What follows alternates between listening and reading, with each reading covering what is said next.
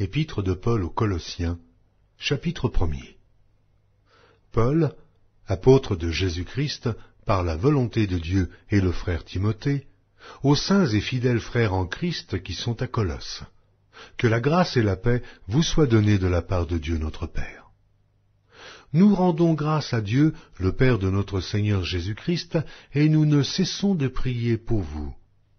Ayant été informés de votre foi en Jésus-Christ et de votre charité pour tous les saints, à cause de l'espérance qui vous est réservée dans les cieux, et que la parole de la vérité, la parole de l'Évangile, vous a précédemment fait connaître. Il est au milieu de vous et dans le monde entier.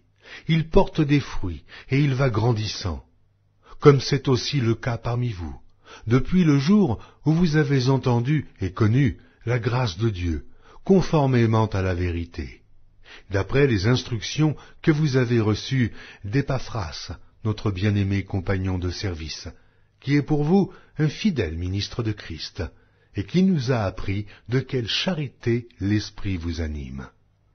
C'est pour cela que nous aussi, depuis le jour où nous en avons été informés, nous ne cessons de prier Dieu pour vous, et de demander que vous soyez remplis de la connaissance de sa volonté, en toute sagesse et intelligence spirituelle, pour marcher d'une manière digne du Seigneur et lui être entièrement agréable, portant des fruits de toutes sortes de bonnes œuvres et croissant par la connaissance de Dieu, fortifié à tous égards par sa puissance glorieuse, en sorte que vous soyez toujours et avec joie, persévérants et patients.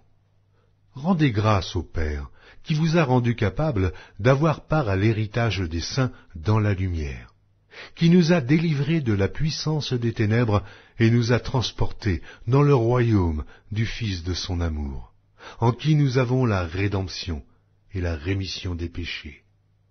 Il est l'image du Dieu invisible, le premier-né de toute la création, car en lui ont été créées toutes les choses qui sont dans les cieux et sur la terre, les visibles et les invisibles, trône, dignité, domination, autorité, tout a été créé par lui et pour lui.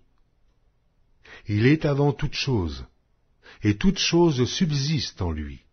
Il est la tête du corps de l'Église.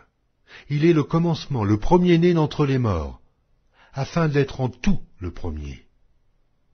Car Dieu a voulu que toute plénitude habitât en lui. Il a voulu par lui réconcilier tout avec lui-même, tant ce qui est sur la terre que ce qui est dans les cieux, en faisant la paix par lui, par le sang de sa croix. Et vous, qui étiez autrefois étrangers, et ennemis par vos pensées et par vos mauvaises œuvres, il vous a maintenant réconciliés par sa mort dans le corps de sa chair, pour vous faire paraître devant lui saint, irrépréhensible et sans reproche. Si du moins vous demeurez fondés et inébranlables dans la foi, sans vous détourner de l'espérance de l'Évangile que vous avez entendu et qui a été prêché à toute créature sous le ciel, et dont moi, Paul, j'ai été fait ministre. Je me réjouis maintenant dans mes souffrances pour vous. Et ce qui manque aux souffrances de Christ, je l'achève en ma chair, pour son corps, qui est l'Église. C'est d'elle que j'ai été fait ministre, selon la charge que Dieu m'a donnée auprès de vous, afin que j'annonçasse pleinement la parole de Dieu, le mystère caché de tout temps et dans tous les âges, mais révélé maintenant à ses saints, à qui Dieu a voulu faire connaître quelle est la glorieuse richesse de ce mystère parmi les païens, savoir Christ en vous, l'espérance de la gloire. C'est lui que nous annonçons, exhortant tout homme et instruisant tout homme en toute sagesse, afin de présenter à Dieu tout homme devenu parfait en Christ. C'est à quoi je travaille, en combattant avec sa force qui agit puissamment en moi.